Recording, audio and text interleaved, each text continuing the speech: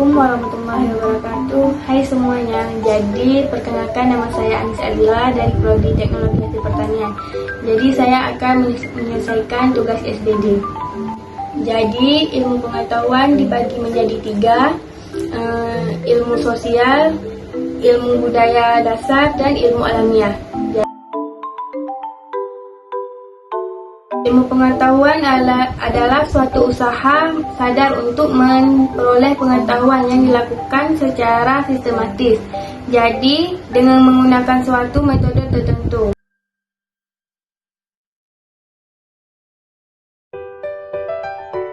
Hakikat ilmu sosial dan budaya dasar dibagi menjadi 2 macam. Jadi, ilmu sosial dasar.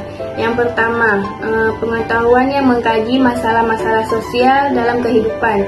Seperti contohnya hubungan antara sosial dengan lingkungan. Yang kedua, ilmu budaya dasar. Jadi pengetahuan yang mengkaji masalah kemanusiaan dan budaya agar kita dapat mengembangkan kepribadian dengan memperluas wawasan kita. Tujuannya adalah agar dapat memiliki wawasan sosial, menumbuhkan kepekaan dan empati juga. Dan diharapkan dapat membantu kita untuk menemukan jati diri serta mampu menempatkan diri dalam lingkungan sosial masyarakat.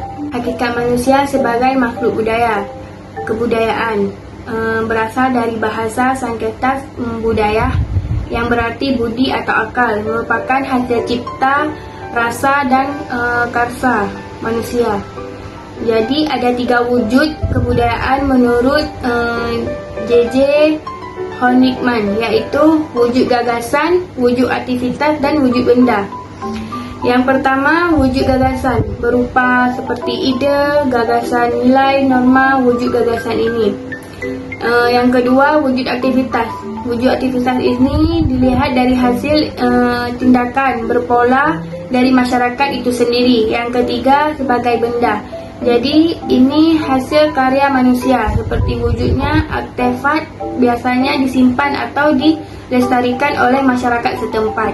Hakikatnya manusia sangat erat kaitannya dengan budaya dikarenakan adanya interaksi hubungan sosial sehingga menciptakan kebudayaan yang asalnya dari olah pikir manusia itu sendiri ke masyarakat sosial. Konsep etika dan etika budaya, yaitu apa itu etika? Etika adalah aturan norma yang merujuk pada tingkah laku dan kebiasaan dalam masyarakat sehari-hari. Dan apa itu estetika?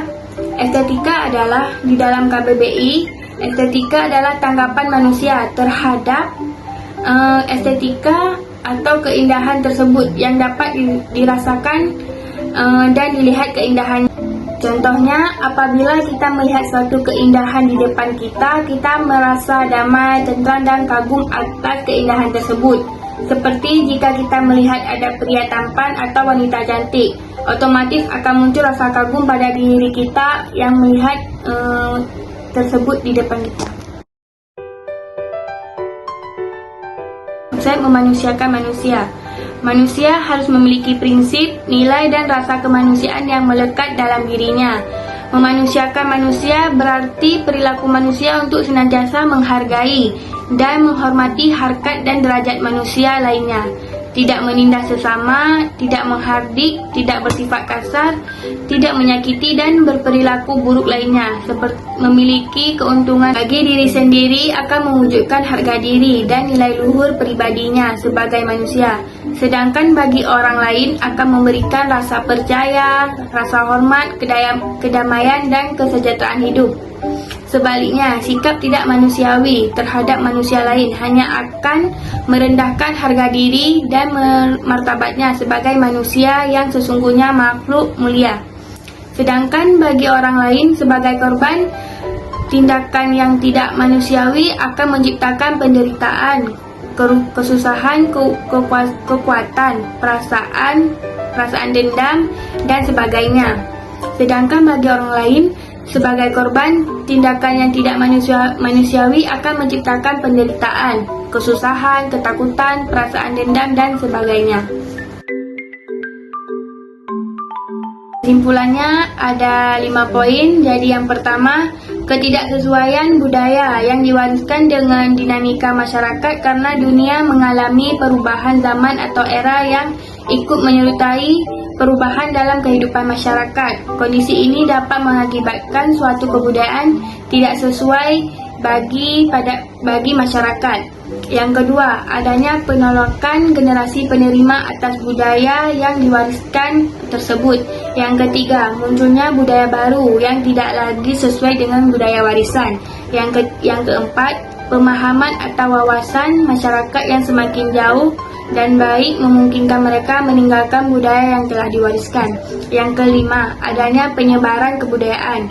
Difusi merupakan bentuk kotak antar kebudayaan masyarakat penerima atau kehilangannya nilai-nilai budaya lokal sebagai akibat kuatnya budaya asing yang masuk dalam masyarakat. Contohnya dapat dilihat pada globalisasi yang bersumber dari kebudayaan barat dewasa ini yang dinilai memberikan dampak negatif. Misalnya pola hidup konsumtif, hedonisme, hidup individualistis, dan lain sebagainya. Akibatnya, nilai budaya suatu bangsa lambat laun mulai tergerus dari nilai-nilai budaya asli bangsanya. Baik, sekian dari saya pengertiannya. Terima kasih atas waktunya. Assalamualaikum warahmatullahi wabarakatuh.